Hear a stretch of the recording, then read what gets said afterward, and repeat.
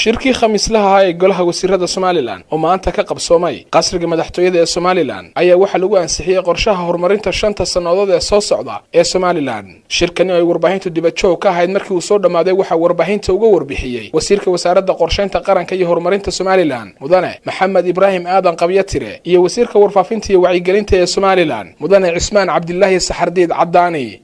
maanta waxa farxad noo ah ka xukuumadahan dawladahan qaran ahaan waxa maanta farxad inoo ah inaynu maanta approve gareynay ama golaheennii wasiiradu ansixiyay qorshihii horumarinta qaranka ee 5 sano soo socota. qorshahaas oo soo maray jaranjarooyin fara badan ka soo bilaabmay district level ilaa degmooyinka gobolada wuxuu nagu qaatay dhowr iyo 10 bilood aynu ka soo shaqeynay. waxaanu doonay annagoo ka duulayna qorshihii horumarinta ee hore ee koobaad waxyaabii aanu ka helay ama loopholes iyo weak points aanu ka helay annagoo ka duulayna waxaanu xoog saarnay inaanu qabiyo tirno qorshaha horumarinta ee labaad oo aanu qaladaad badan ka iman. ifad fara badan baanu gelinay waxa nagu hogaaminaya nagu hagayay madaxweynaha jamhuuriyadda Somaliland Ilaahay raalli ka noqdo oo mar walba nala garab taagnaa inaanu dhammaystirno oo aanu qodax iyo ilba tirno qorshaha horumarinta guud ee qaranka.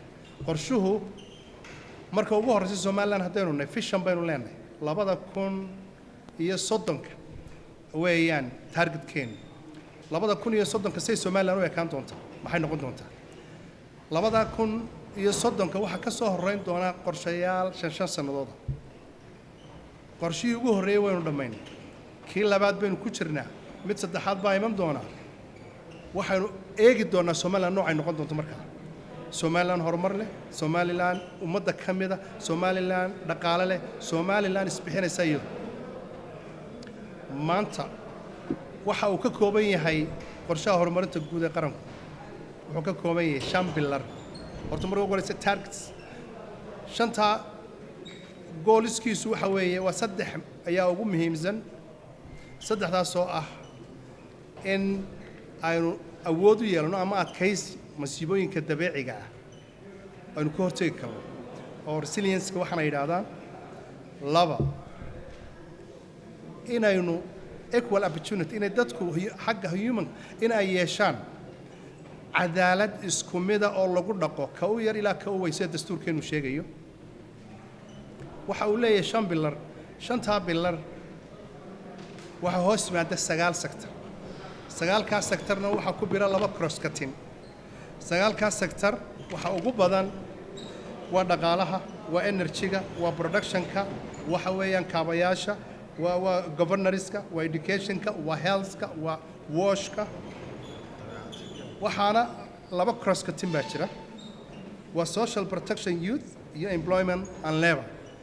wuxuu ka kooban yahay wuxuu koobsaday dhammaan aragtiyihii bulshada ama dhammaan waxa lagu yaqaan dawladnimo. haddaan idin yara taabto wuxuu ka kooban yahay 335 base. waa markii labaad ee jamhuuriyadda Somaliland ay yeelato qorshe cad oo ku salaysan baahiyaha ummadda jamhuuriyadda Somaliland ay qabto iyo qarankuba. 5 sanadood soo socda wasaaradda qorsheyntu ay ka soo shaqeysay wasiirkeedina oo halkan joogo iyo tiimkiisa runtii firfircoon. waxa ka horeeyay kii wasiir Saad Cali Shire markuu wasiirka ahaa maxaan ku dhahdaa la qabtay ka turjumiyay baahiyaheena iyo danaha jamhuuriyadda Somaliland. waa mid runtii tafatiran kan maanta cusubi kana duwan kii hore siyaabo fara badan oo wasiirku maxaan ku dhahdaa oo sharaxi doono cadaynayana inuu yahay mid aynu kaga duwanahay Soomaaliya oo jamhuuriyadda Somaliland ay tahay qorshe qaran oo gaar. intaasi kadib waxay warbaahintu wasiirada su'aalo ka weydiisay xaaladda uu dalka ku sugan yahay oo ay ugu horeyso sixir bararka ba'an ee saameeyay bulshooyinka Somaliland. Sakariya Sudaysi, Ariel TV, Hargeysa.